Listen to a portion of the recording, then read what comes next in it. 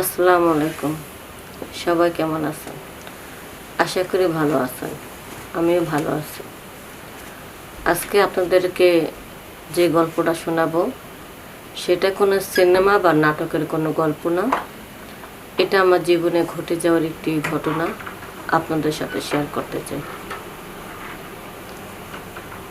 আমরা এক ভাই এক বোন, দুই ভাই বোন। আমার মা একটা কোম্পানিতে চাকরি করে। আমার বাবা একটা গার্মেন্টসের সুপারভাইজার।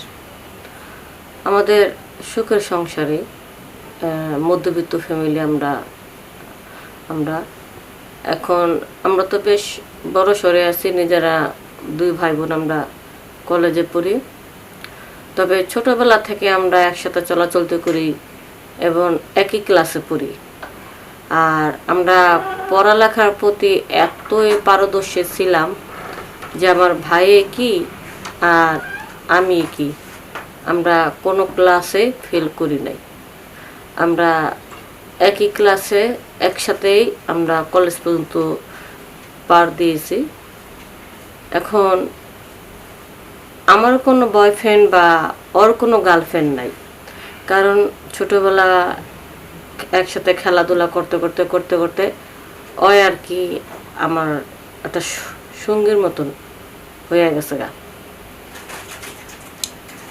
এখন সঙ্গীর মতন হয়ে গেছে। এখন ভালো মন্দ যত কথা আছে ওর সাথে আমি বলতাম, ধরতে গেলে ফ্রি, মানে বন্ধুর মতন করে চলতাম।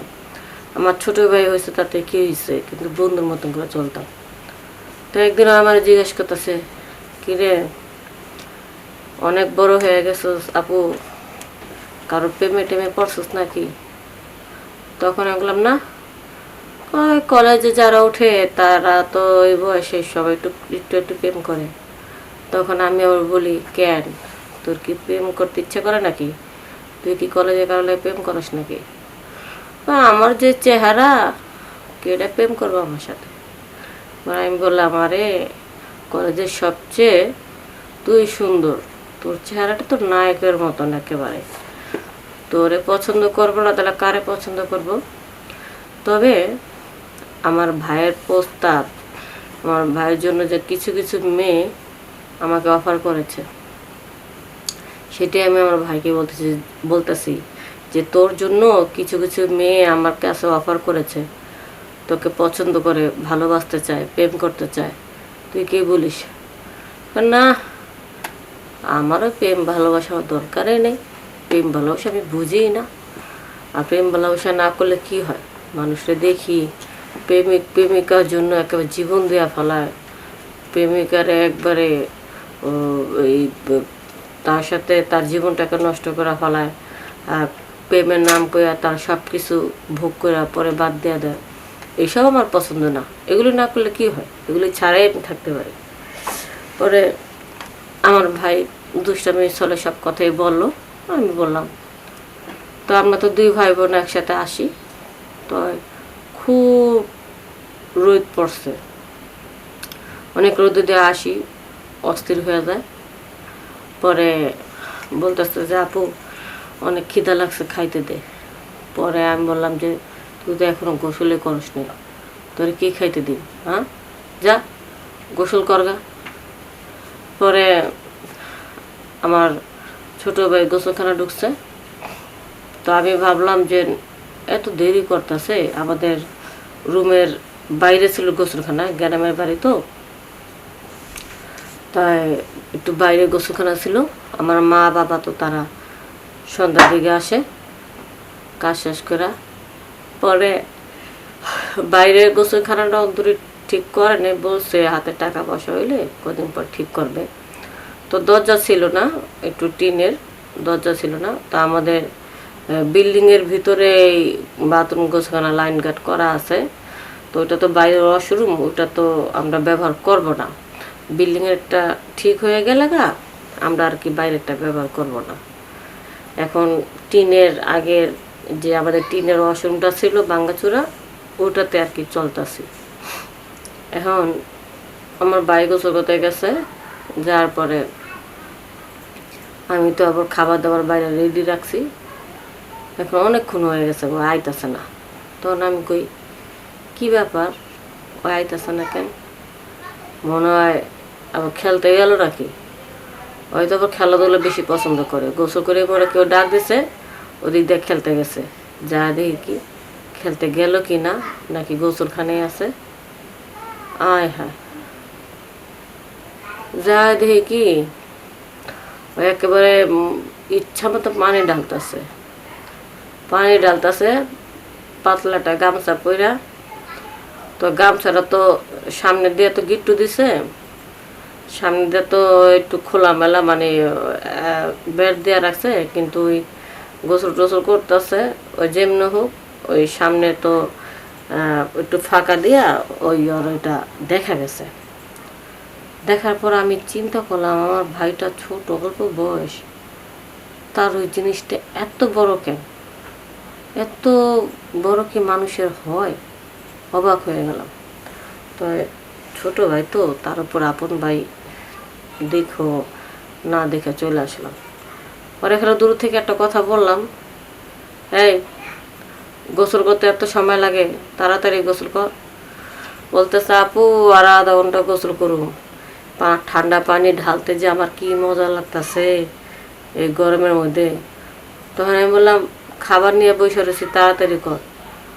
তখন কয়, তুমি যখন গোসল করো, আমার বলতেছে, তুমি যখন গোসল করো 3 ঘন্টা লাগাইয়া, আমি কি তখন বলি নাকি? হ্যাঁ, এখন আমার ভালো লাগতেছে, আমি ইচ্ছা মতন গোসল করো।